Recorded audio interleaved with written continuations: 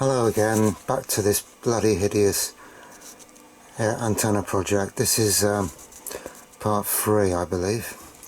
Now I've got the in front of me the design for the original Yagi by DJ9BV and DL6WU. It's a bit hard to read this because my bloody printer, which I just got not long ago, 2 remanufactured cartridges for, the colour's gone completely on one of them, and this should have been black and it comes out as blue, so that was a waste of time. I'm going to have words with this company that sent me these crap cartridges.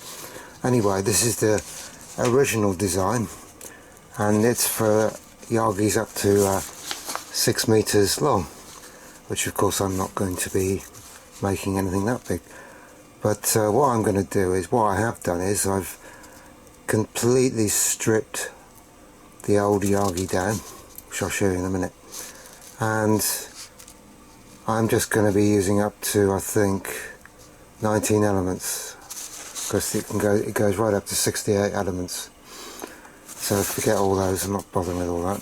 And this is the design for the dipole, or folded dipole, which is considerably smaller than the one I had before. It's only 121 millimeters total length, and it's made out of 4mm copper. That's what they specify. Well, I haven't got any 4mm copper, but what I did find in my scrap metal drawer, which has also got some amazing things in it, is some brass, which is 3mm.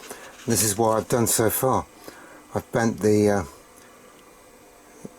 piece of brass, and hoping brass will be okay rather than copper, and I'm hoping 3mm will be okay instead of 4, but it's the best I'm going to manage, I'm afraid.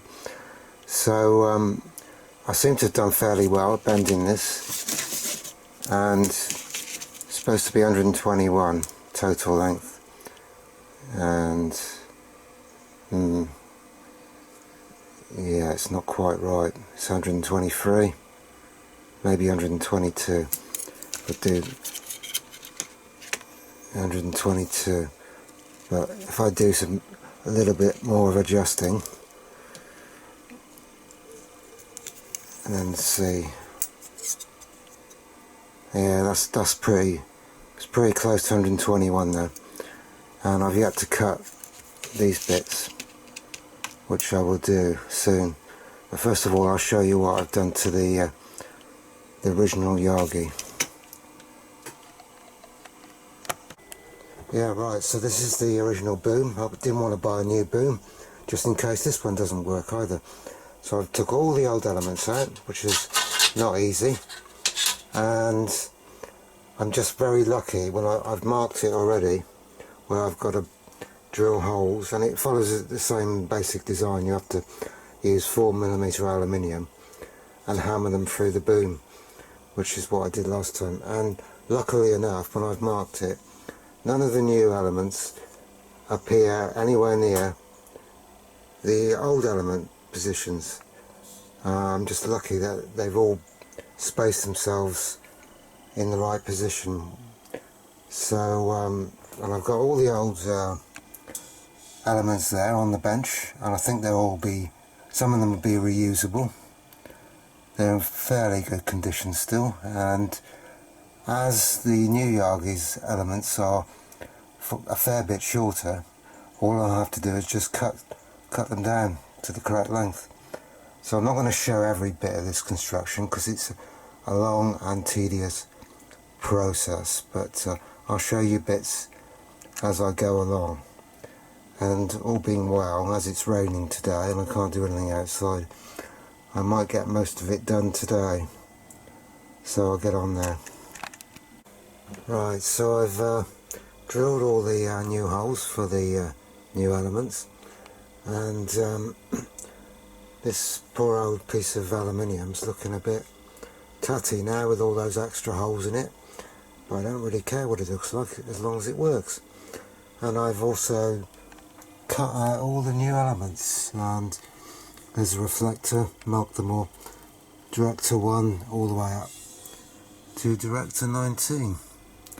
And next thing I've got to do is hammer them through the boom. But I found this rather weird spanner. Don't know what the hell it was for, but when you're hammering this aluminium, it's so soft it bends. So if I shove that in there, you can see, and then you can it provides quite a bit of support when you're hammering the elements through. And I'm sure some of them will bend, they usually do, and I'll probably have to cut a few more, but I'll worry about that when it happens, so I'll just go on and start hammering. Okay, well, they're all partially hammered through. I haven't pushed them all the way through, but all they need is a light tap now to get them to go through. And a couple of them have got a bit bent. That one here is quite badly bent, but I can straighten that out once I've hammered it all the way. So I'll just show you how easy it is, and I've marked the halfway points. So just tap them down like that. Mark the halfway.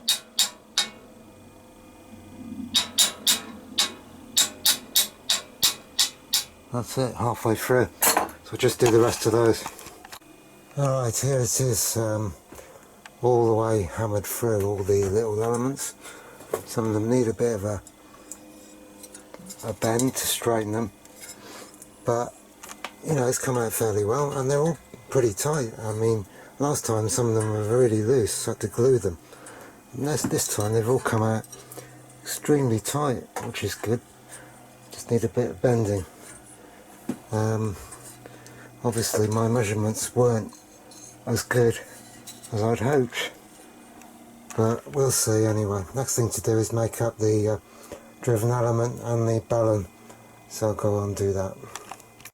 Right, here it is, the finished driven element with its little ballon, hot ballon still. I just finished soldering it, it's red hot still.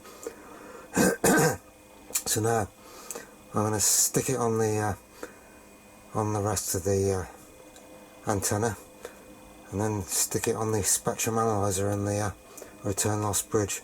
If it doesn't work this time, I really will smash it up. Right, here's a final look at it. Mounted the folded dipole on the boom. So now I'm going to plug it into the return loss bridge and see what it shows. Right, so here's the spectrum analyzer display, and I've doing the same as before. I've normalised out this cable, and I'm just going to plug it in.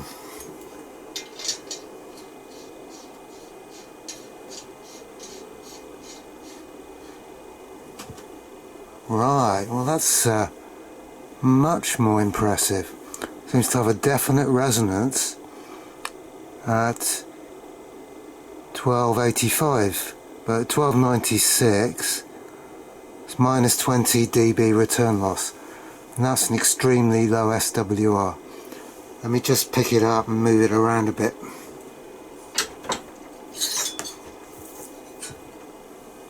Right, trying to get it away from metal, and that's more or less clear of any metal, and that is a very good reading. So maybe this has been successful after all. I'm going to have to do some gain tests next. I'm also going to stick it outside the workshop and see how it performs without anything around it. Okay, well that's quite impressive. So I'll continue with the gain tests later. Right, so here we are a day later, and I'm going to try and do some antenna gain measurements. Of course it won't be a very accurate measurement because you need to have the proper equipment and the right conditions to do it in. I think they call it an anechoic chamber, where you get no reflections and all that rubbish. But anyway, what I'm going to do is got 3 aerials here, antennas. We've got a little dipole which will give me my baseline measurement. which I'll compare the others to. Then I've got the biquad, which I showed in the previous video, and that should have a gain of roughly 7-8 dB. And finally I'll do the yagi antenna, and that should in theory have about a gain of about 15-16 dB. I'm doing this test with the Marconi signal generator, which you might be able to see if I can get it.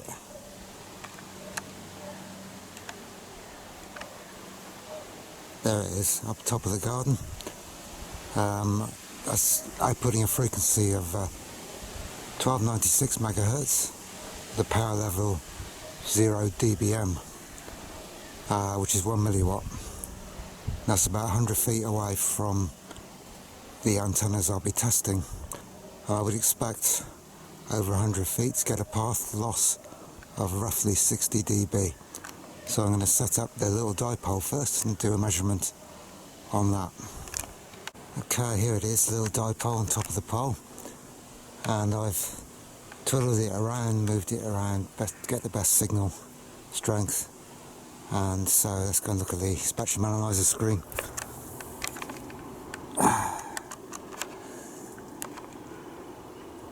Minus 69. Okay, so it's fairly constant, minus 69 dBm. Moves around a bit. And so that's a 69 dB roughly path loss. Okay, so I'll try the biquad next. Okay, there's a little biquad up there. Again, I've twiddled it all around to maximise the signal. So let's just look at the spectrum analyzer.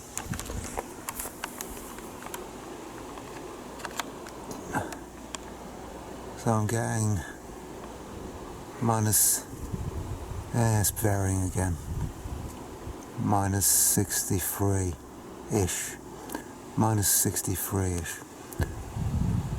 It's fairly steady, minus 63. What did I get before? 69, 63 to 69, so that's roughly 6 dB.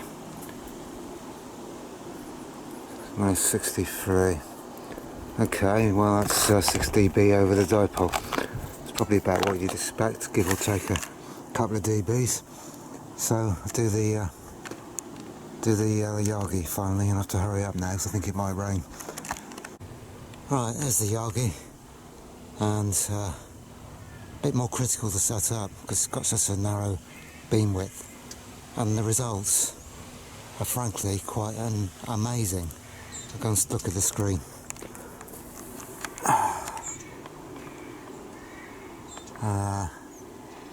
Minus 50. Now that's just unbelievable. I think I've got a lot of errors in my measurements, but I think it really proves that this yagi is working far better, certainly than the previous one I built, and probably a lot better than the biquad, because that was never a very good match. It was about 1.8 SWR, and so I'll just write that down.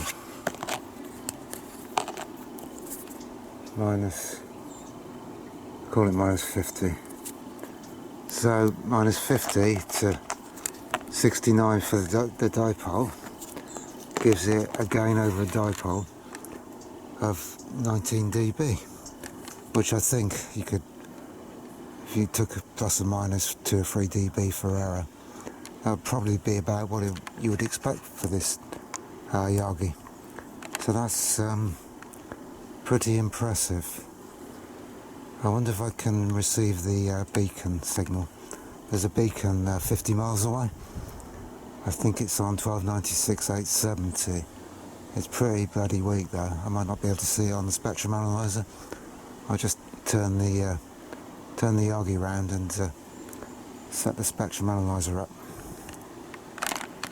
Right, I tried to get that beacon, but it's far too weak. My noise level was about minus 130 dBm on this spectrum analyzer in the narrowest bandwidth, and couldn't see a thing. It's probably about minus 140 the signal strength. Well, I thought I could do a front to back ratio on this thing. So it's at the moment on about minus 50 dBm. If I twiddle it around, it gets caught up in the bush. Anyway,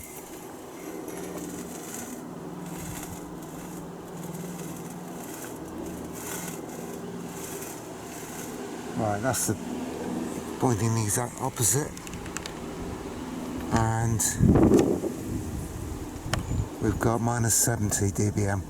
That gives you a front to back ratio of 20 dB, which is probably as good as you'd expect. So all in all, I'm quite impressed with my little yagi I made, and gonna have to sort out some way of properly testing it with the radio.